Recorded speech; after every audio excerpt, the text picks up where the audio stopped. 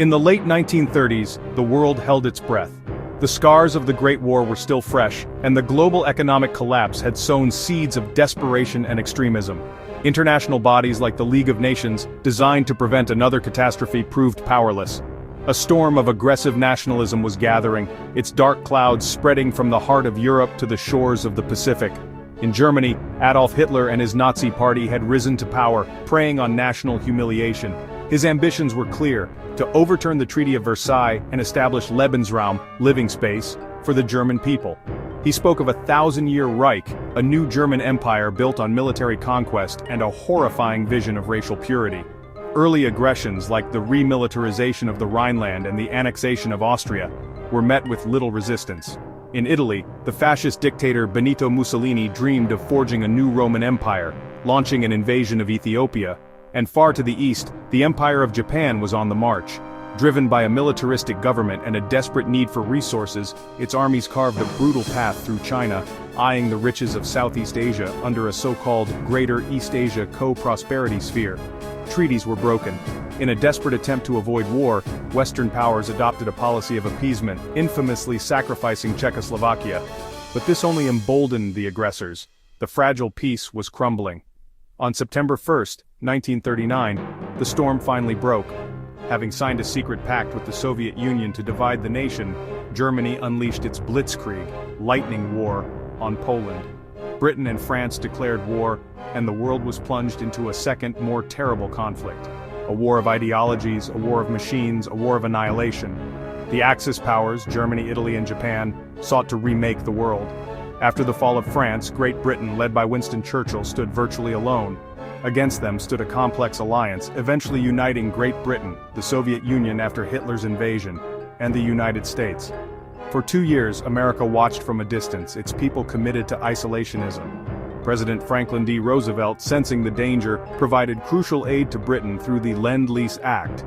But the debate ended abruptly on December 7, 1941.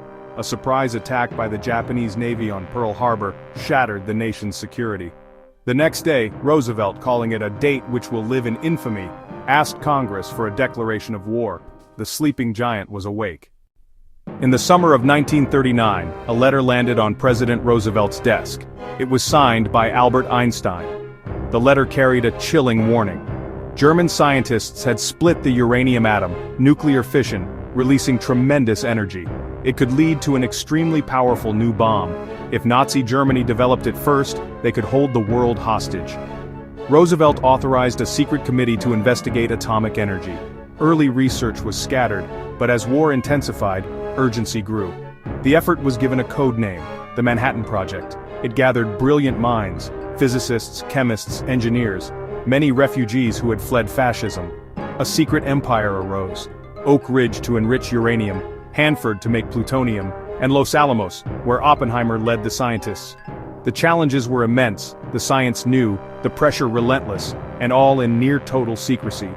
They raced against a phantom clock. They debated its morality, even as they prayed it would never be used. By the spring of 1945, while Europe celebrated its hard-won peace, the war in the Pacific raged on with terrifying intensity. The United States was steeling itself for the final, brutal phase of the conflict against Japan. The Japanese military, driven by the Bushido Code which forbade surrender, fought to the last man.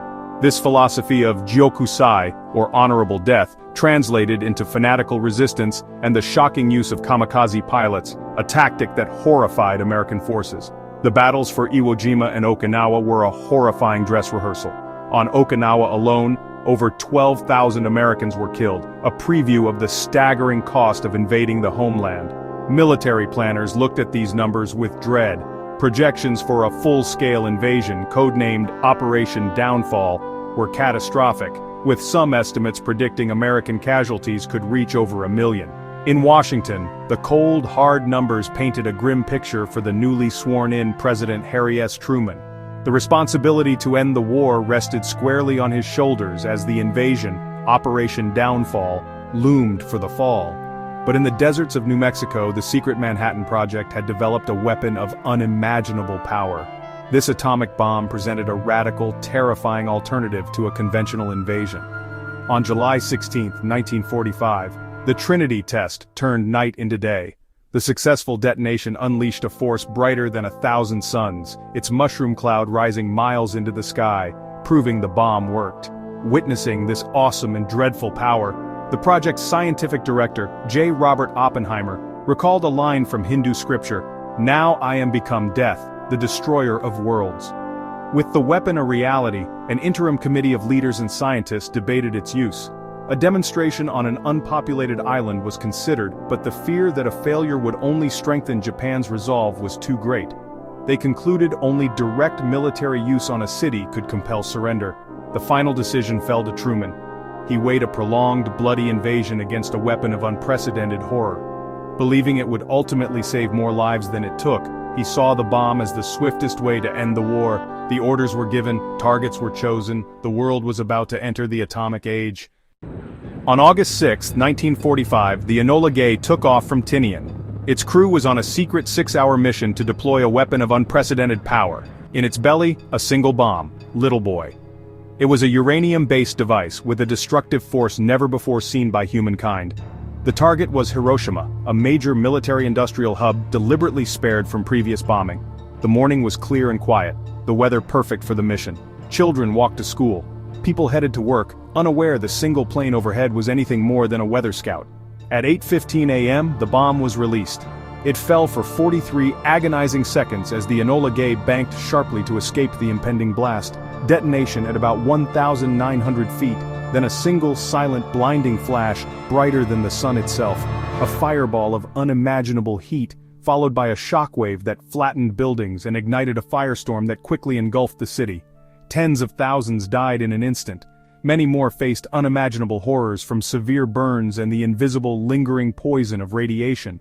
For the survivors stumbling through the ash and ruins, it was as if the sun had fallen from the sky. 3 days later, with Japan yet to surrender, the B-29 Bockscar carried Fat Man, an even more powerful plutonium bomb. With the primary target, Kokura, obscured by cloud and smoke, and fuel running low, the plane diverted to its secondary target, Nagasaki. At 11:02, a last-minute break in the clouds allowed the drop.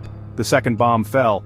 Hills blunted the blast, but the Urakami Valley was annihilated. People were burned into shadows. Nagasaki's Catholic community, and its cathedral, the largest in East Asia, were devastated. Confronted with this awesome power, and the Soviet Union's entry into the war, Emperor Hirohito finally intervened and announced Japan's unconditional surrender. For those who survived the blast, the horror was far from over. Burned and injured, survivors wandered the ruins, searching for water, for help, for loved ones. Black rain, thick with radioactive dust, fell from the sky. Medical facilities were gone, caregivers hurt, and no one understood these new injuries. In weeks and months, a mysterious illness appeared. Nausea, hair loss, purple spots, radiation sickness. Survivors faced lifelong health problems, leukemia and other cancers. Their psychological scars ran deep: grief, trauma, survivor's guilt. Fear and ignorance bred stigma. Jobs denied, marriages refused, communities turning away, yet many hibakusha chose to speak, to ensure it would never happen again. Sadako Sasaki and her 1,000 paper cranes became symbols of the human cost, and of hope. Their stories endure, a necessary testament passed from generation to generation, a reminder of the true consequences of nuclear war. News of the bombing sent a shockwave across the globe. Relief at war's end soon gave way to anxiety as the scale of destruction emerged. The United States briefly held a monopoly. In 1949, the Soviets tested their bomb, an arms race began. A Cold War rose on deterrence and mutually assured destruction, as vast arsenals grew on land, in air, and at sea. The nuclear shadow seeped into daily life, art, and protest. The UN formed to prevent another world war. Controlling the atom became central. Today we still live in the bomb's shadow. Were the bombings a tragic necessity, or an unnecessary barbarism? The debate endures. The legacy is a tapestry of scientific achievement, political calculation, and profound human tragedy. The Manhattan Project shows what focused science can do, and warns of the moral burden it carries. The A-bomb dome and the mushroom cloud are carved into our collective memory. Memorials teach peace, survivors advocate, treaties seek restraint. A simple message endures: never again.